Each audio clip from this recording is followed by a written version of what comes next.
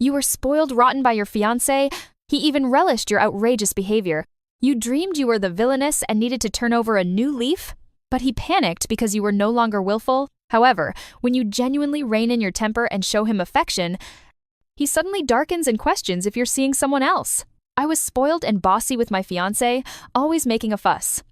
Until I dreamt I was the villainess, rejected for my terrible personality and meeting a tragic end, I decided to turn over a new leaf.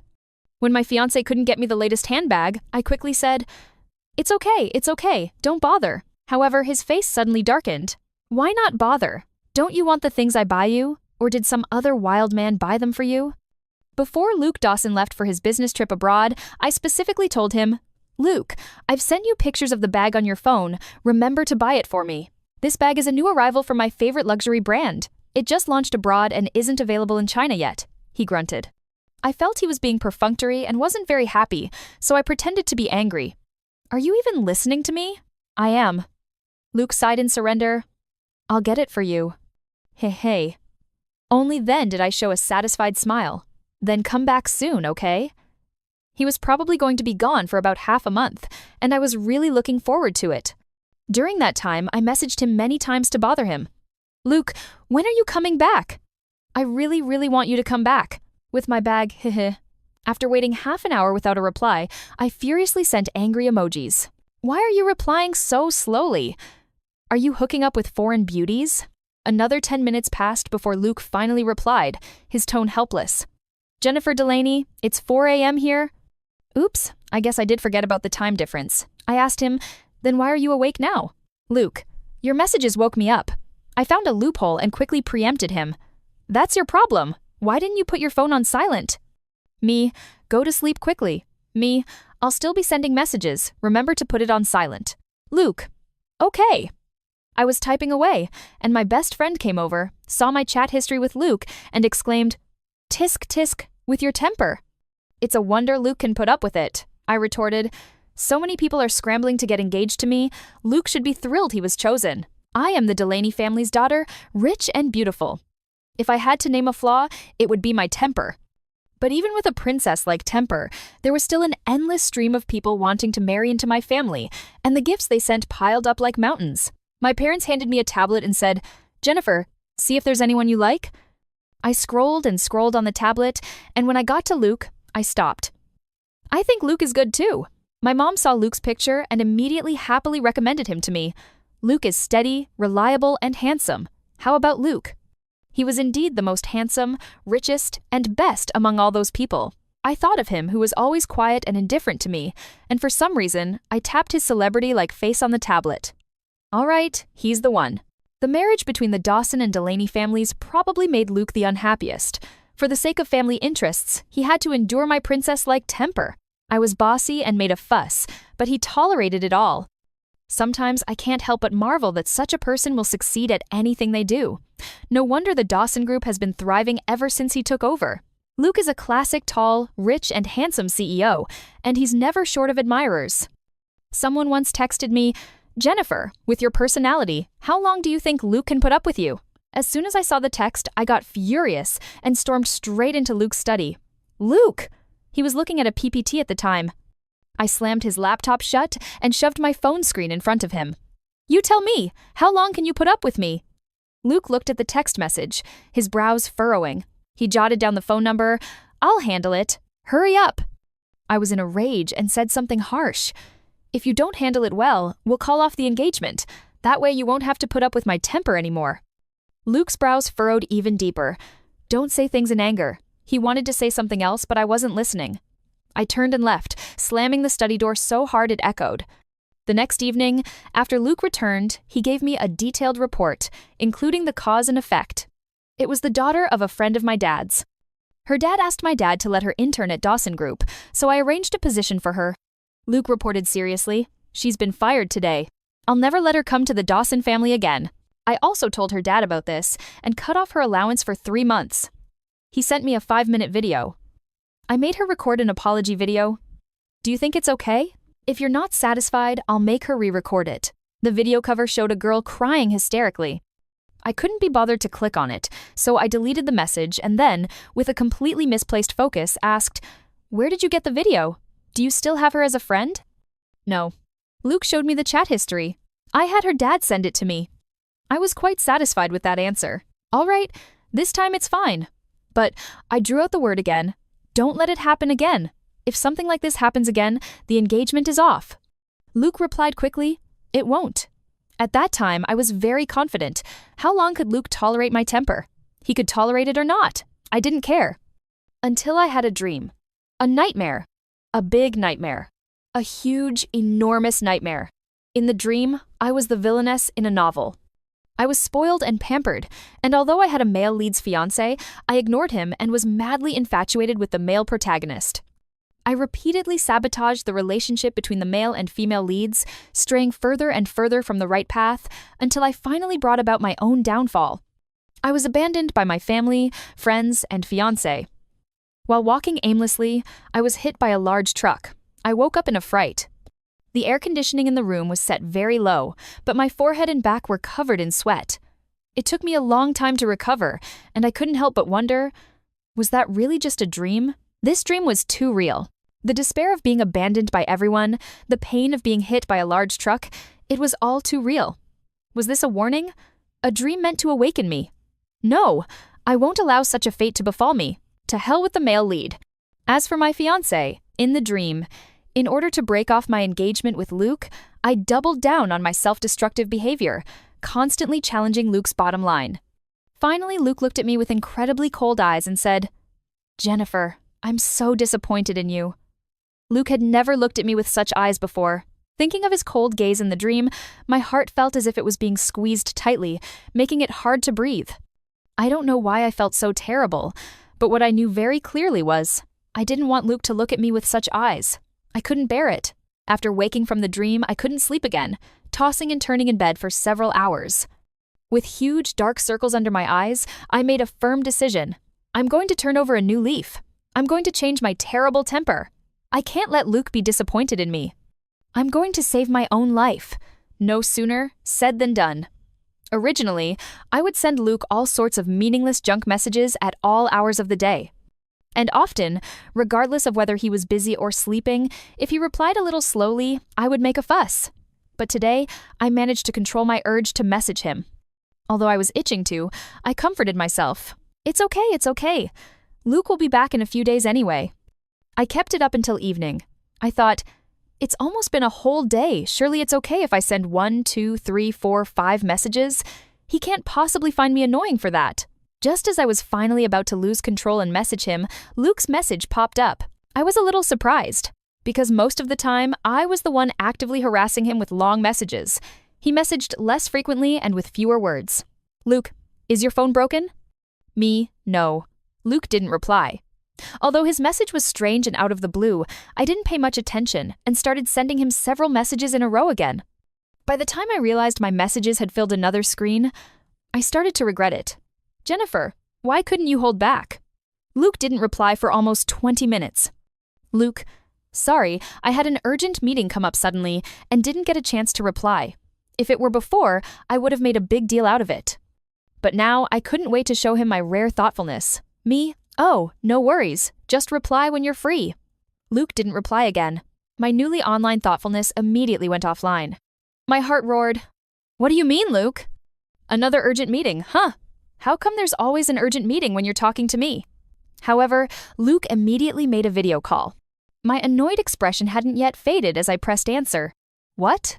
Luke on the other side of the camera seemed to be observing me carefully. Are you home alone?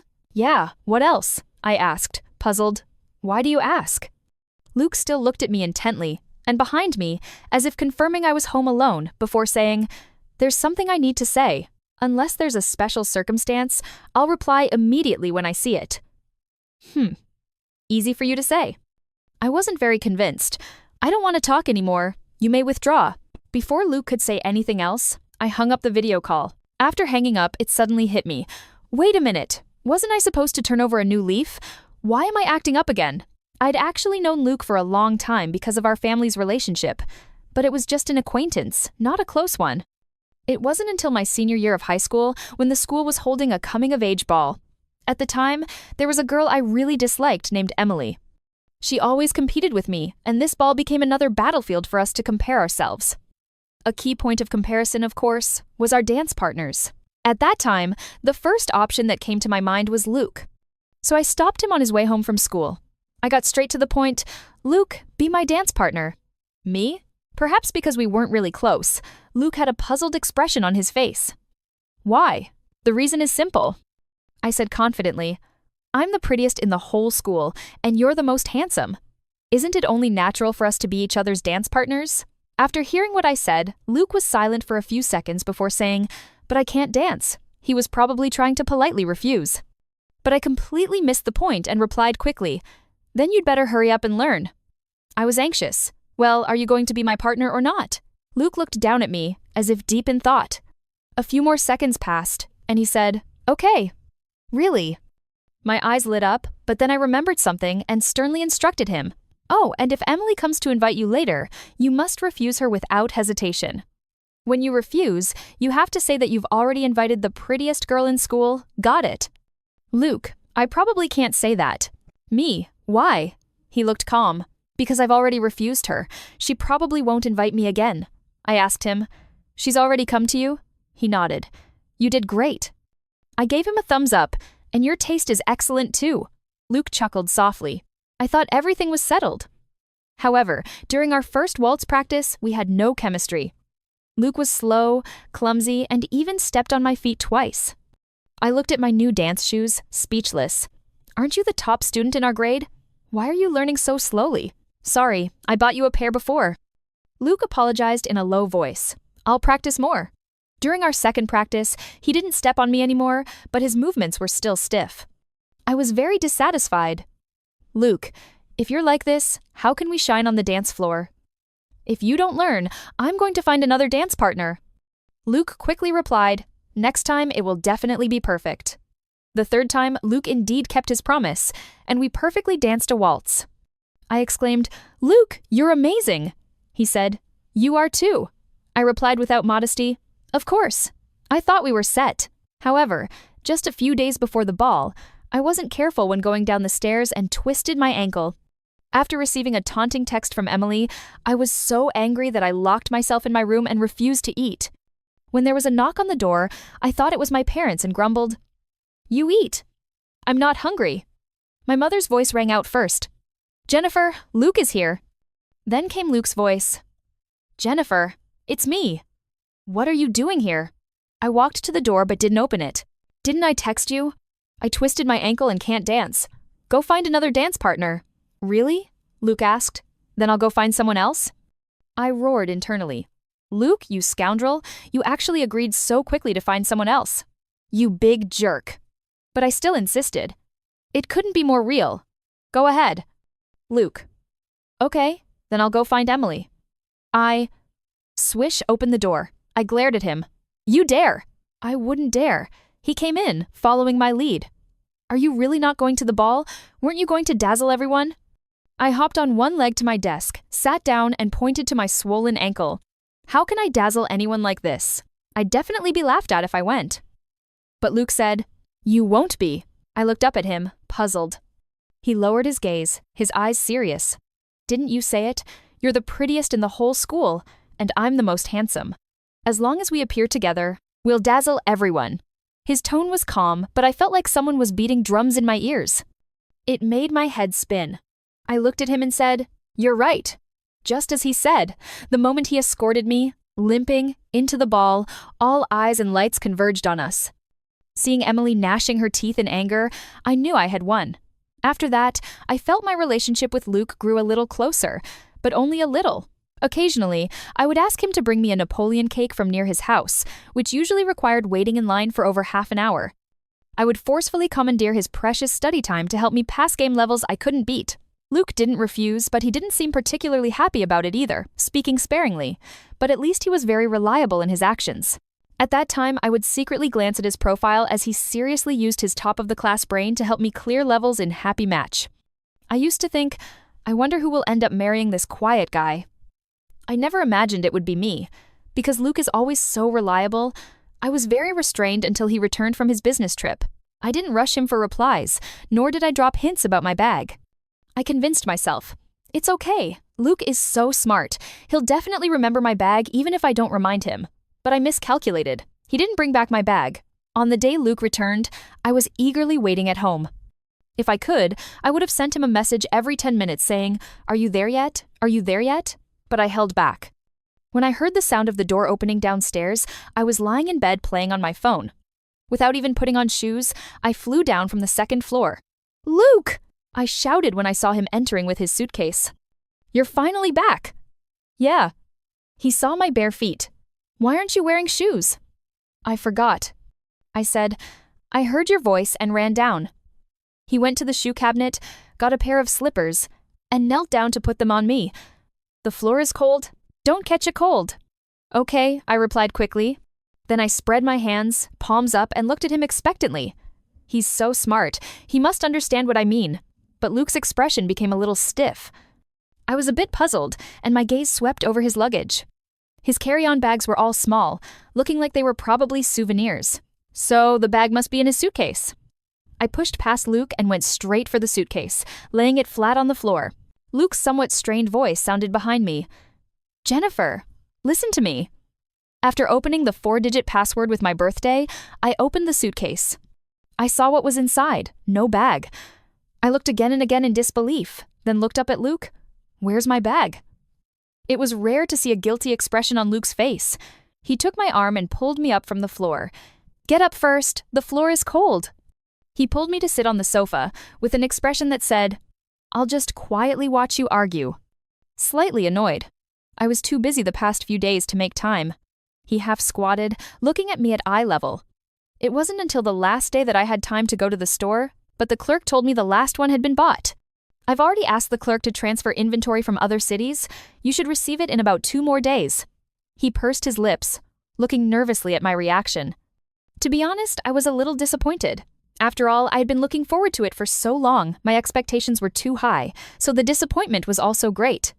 I could have found a personal shopper for this bag myself. The reason I asked him to get it for me was to prove how much he cared about me through this bag. In the past, I would have been furious with him for 2 days straight. But now, as soon as I think of that dream, the anger that was about to erupt is forcibly suppressed again. I recite a calming mantra in my heart. Don't be angry, don't be angry, don't be angry. Don't make a fuss, don't make a fuss, don't make a fuss. Luke didn't do it on purpose, didn't do it on purpose, didn't do it on purpose. I took a deep breath, forced a fake smile, and with great reluctance, squeezed out 5 words. "Oh, it's fine." Luke was stunned. I pretended to be magnanimous and waved my hand. It's fine, no need." "It's infuriating. I'll find a personal shopper myself." I stood up and turned to go upstairs. However, before I had taken 2 steps, my wrist was forcefully grabbed. Luke frowned deeply. "Why no need? You don't want the thing I bought for you anymore, or did some other wild man buy it for you?" I couldn't keep up with Luke's train of thought, only knowing that his mood seemed to have suddenly soured. The anger I had been trying to suppress flared up again with a whoosh. No, why is Luke getting angry now? He's the one who didn't keep his word. I tried my best to be understanding, and he's still unhappy. He even squeezed my wrist so hard it hurt. "Luke, my hand hurts." Only when he heard me say that did Luke, as if waking from a dream, let go of my hand. "I'm sorry." He saw my reddened wrist and quickly apologized. The more I thought about it, the angrier I got. All thoughts of changing my temper were thrown out of my mind. I didn't listen to him at all, ran upstairs, and slammed the bedroom door shut. That bastard, Luke. Even if I get disengaged and sleep on the streets in the future, I will never forgive him. I sulked in my room, and Luke's voice came from outside. "Don't be angry. It's my fault." His voice sounded a little hoarse. I've only slept a few hours every day these past few days. I just got off the plane, haven't adjusted to the time difference, and have a bit of a cold, so my head was fuzzy and I said the wrong thing. He coughed a few times, as if he really had a cold. I chased him away. "I don't want to hear it. Don't say anything." "Okay, I won't say anything." He coughed a few more times. "Then you rest first, good night." He really left. I lay in bed, thinking of his cough, and felt annoyed. Luke was certainly hateful, but he had a cold. He was sick. Why should I argue with a sick person? I'll see how he behaves tomorrow. If his apology is sincere enough, I'll let bygones be bygones. I thought this, but when I woke up the next day, there was no sign of him in the house. The only things on the table were a large bouquet of flowers and a square box. I opened it to find a new pair of earrings from a brand I often wear. A cheap trick. But given that I really like the style of these earrings, if Luke comes back and apologizes to me, I'll probably just forgive him. However, I waited and waited at home, but Luke never came back. The only message on my phone was one he sent in the afternoon. "I have a work dinner tonight. We'll be home late." I didn't reply. When the clock struck 9 and he still wasn't back, I couldn't bring myself to text him, so I called his assistant, Tony. Tony answered quickly. "Is Luke still at his work dinner?" I asked repeatedly. "What time is it already? Is he drinking a lot? How can someone with a cold be so irresponsible?" Tony's voice was very low. "Mr. Luke told me not to tell you, but I think I have to. Mr. Luke didn't go to the work dinner. He has a fever and is currently on an IV drip at the hospital." Me. What? I quickly changed my clothes and rushed to the private hospital he was at. I found his VIP room, and Tony was standing outside. After seeing me, he bowed slightly and greeted me. I told him to go back first and opened the ward door myself. Luke was half lying on the hospital bed, one hand hooked up to an IV drip, with a laptop in front of him, seemingly still looking at documents. Hearing the movement, he looked towards the door, and when he saw it was me, he was a little surprised. "Jennifer?" I was furious and threw his laptop directly onto the sofa beside him. "What's wrong with you? Tony said you're not resting properly at all, still working while on an IV. Are you deliberately trying to stay in the hospital longer so you don't have to go home and see me?" "How could that be?" Luke said, "I was afraid you wouldn't want to see me. Close your eyes and rest immediately." I ordered him, "Now, right now, otherwise I really don't want to see you." Luke said, "Okay," but his eyes were still on me. I pretended to get angry again. "What are you looking at me for? Who sleeps with their eyes open?" He asked, "Are you going back later?" "No." I plopped down on the sofa. "I'm going to supervise you. What if you secretly work again?" Luke seemed to have heard a satisfactory answer and slowly closed his eyes. He must have been really tired, as his breathing soon became deep and steady, indicating he was asleep. I moved from the sofa to the chair by the bed and propped my head up, watching him. I thought of that dream. I used to always think that my temper was just like this, and if Luke couldn't stand it, then I would find someone else who could. Even if I couldn't find anyone, it didn't matter. I had no worries about food or clothing, so what was wrong with being single for life? But the thought of leaving Luke made me feel sad. "Luke, my temper isn't really that bad, is it?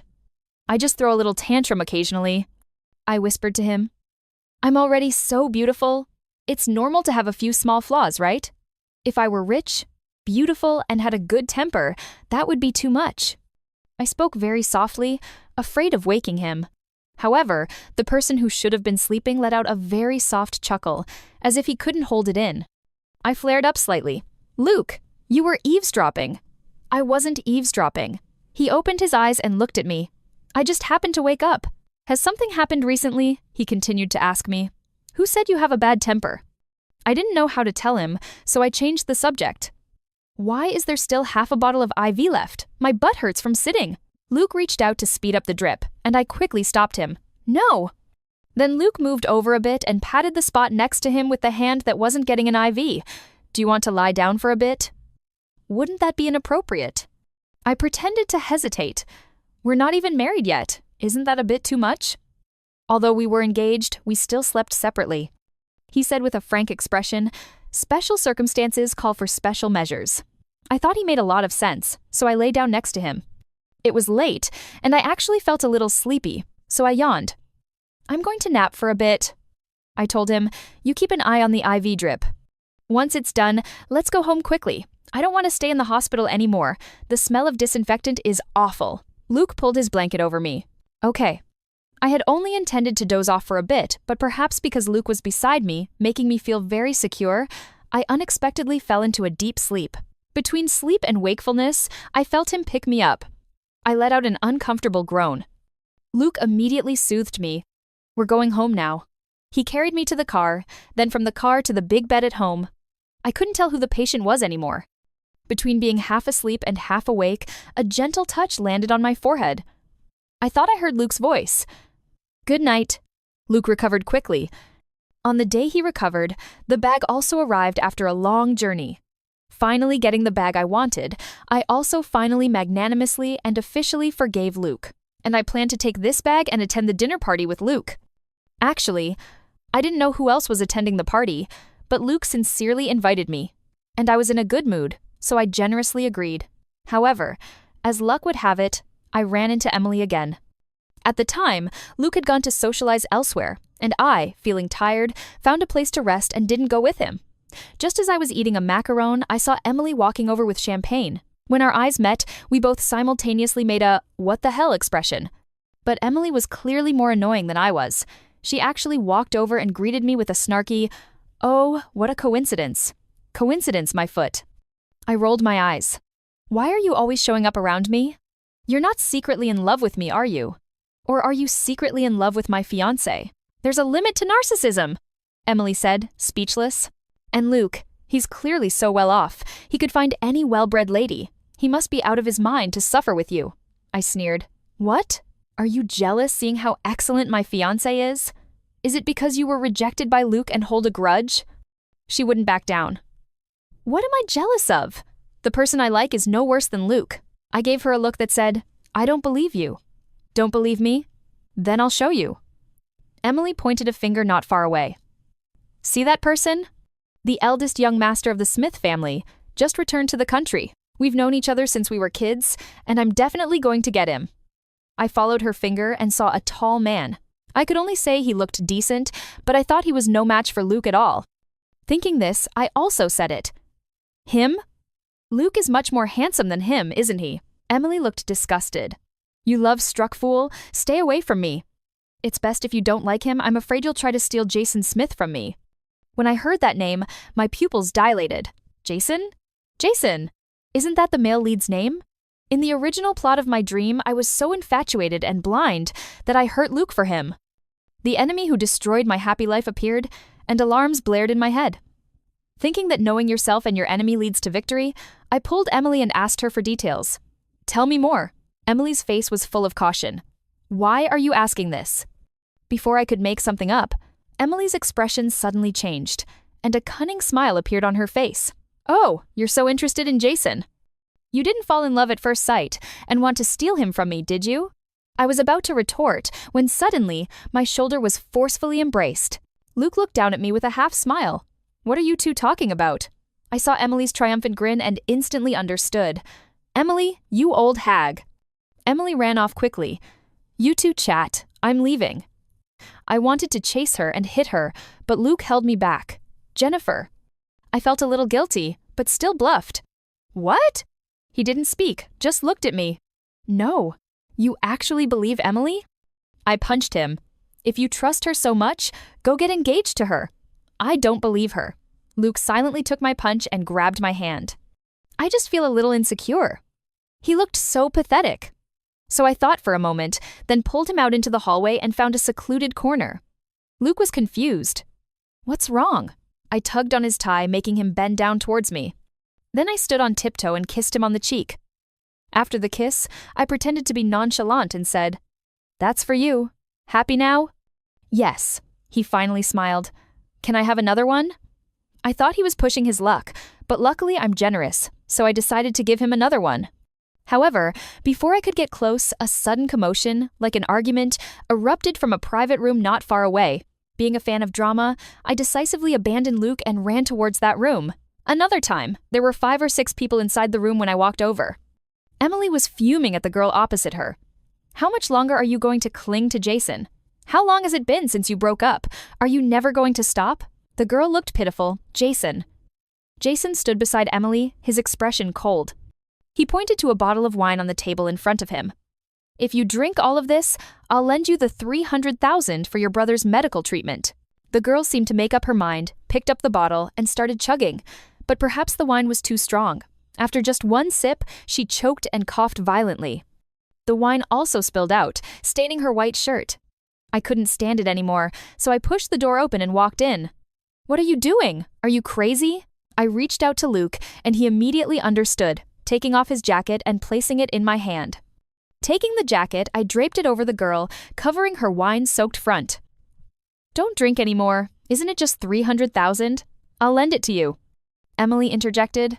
Jennifer, don't meddle. I looked at Emily indignantly thinking, heavens, this is the wicked female antagonist, isn't it? What kind of villainess am I? I just acted a little, am I not wronged? The girl's eyes were red and she thanked me. Thank you. She then looked at Luke. Thank you, mister. Luke. Luke waved his hand. Just thank her. You know each other? I wondered. The girl nodded. My name is Jessica Miller, and I'm an employee of the Dawson Group. I was shocked for the second time tonight. Jessica? Jessica! Isn't this the female lead? Good heavens! There are only a few people in this room. The male lead, male supporting character, and female supporting character, all present. I was also numb. It was a mess, so I might as well drink it all up. I looked at Luke's jacket that I had just put on Jessica, and a thought struck me. No. I quickly said to a boy in the private room, Hey, take off your jacket and give it to me. Although he didn't understand, he still took off his jacket and gave it to me. I didn't hesitate to pull off Luke's jacket, throw it away, and put on the boy's jacket. Everyone was stunned by my actions, and Emily was also dumbfounded. What are you going crazy about? You're the one going crazy. I scolded her. What are you competing with the female lead for? It's enough to just compete with me normally. I also started yelling at Jason. Can't you say something decent? I'm so annoyed by pretentious guys like you. The cannon fodder watching the show nearby also couldn't escape. And you guys, what are you always stirring up trouble for? If you're so idle, why don't you go clear out the manure at the village entrance? I cursed everyone, going around the whole room. Finally, Luke had to drag me away, apologizing as he went, Sorry, she's just like that. I can't stop her. All the way to the parking lot, I was still grumbling, until Luke went to open the car door for me. I suddenly stopped, looked at Luke, then at Jessica, whom I had been dragging along, and said to Luke, Give me the car keys, I'll take her home, you go home first. Luke was stunned. Why else? Luke must have less contact with the female lead. But I couldn't say that, so I started being unreasonable. Do you think you don't have any problems? I didn't say anything just now to save you some face in front of outsiders. You go home and reflect on yourself. Luke had no choice but to agree. Then be careful and come back early. I waved my hand, signaling him to leave quickly. Luke left, and I drove Jessica home. Jessica kept thanking me. Thank you. I'll pay you back as soon as possible. No rush. If you ever need money in the future, just come to me. Don't go to that idiot Jason and suffer. After saying that, I quickly added, and don't go to Luke. Thinking that Jessica was still working at Dawson's, I felt uneasy no matter how I thought about it, so I said, Would you like to come work at Delaney's? I'll pay you a higher salary than Dawson's, so you can pay off your debt sooner, right? Whether she pays off the debt or not doesn't matter. The main thing is, I don't want Luke and Jessica to meet. Jessica looked surprised. I'd love to. Thank you. She was beautiful, like a resilient little white flower. The more I thought about it, the angrier I got. Why did Jason have to be the male lead? Couldn't the male lead be changed? Couldn't there be no male lead? So I said to her, Jessica, you don't have to choose Jason. What's there to miss about an idiot like that? Remember, you're the female lead. Whoever you choose, that person is the male lead. You can choose anyone you want. She didn't seem to understand, but she still nodded and said, Okay. I quickly added again, But you can't choose Luke. Jessica looked half understanding, half confused. Then can I choose you? Huh? I felt something was off. Although that's not what I meant, it's fine. You can choose someone else, or no one at all. Anyway, if you have any difficulties, just come to me. She nodded, then asked, Why are you helping me? There's no why. I winked at her. Girls helping girls, it's only natural. Jessica lives even further away than I thought. I drove 40 minutes to take her home, and now I have to drive another 40 minutes back. It's getting late, and I'm a bit tired. Plus, after all the commotion tonight, I really don't want to move anymore. I just want to lie in bed and rest. If only Luke could come pick me up. But then I thought, I was the one who told him to go home first. Would it be too much to ask him to come pick me up again now? The female lead has already made her appearance, so I should probably rein it in a bit. I was too lazy to call a designated driver when I saw the sign for the 5-star hotel nearby. I decided to stay at the hotel tonight.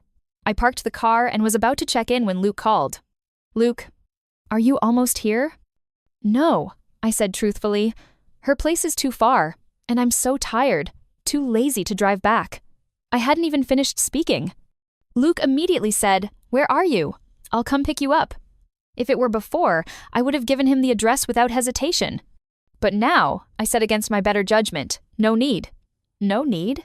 Luke seemed stunned, paused for a few seconds, and then asked, "Then how will you get back?" I said, as if it were obvious, "I'm not coming back. I'm staying in a hotel tonight."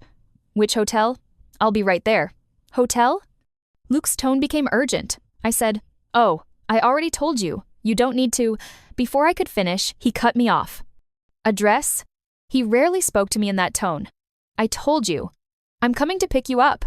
Just wait for me a moment." I felt bewildered, but I waited for him in the lobby.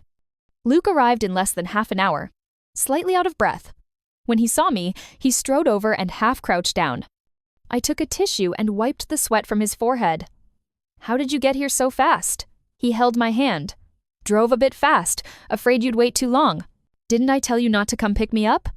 I thought of earlier, expressing my dissatisfaction. "And did you just snap at me?" "I'm sorry, I was a bit anxious just now."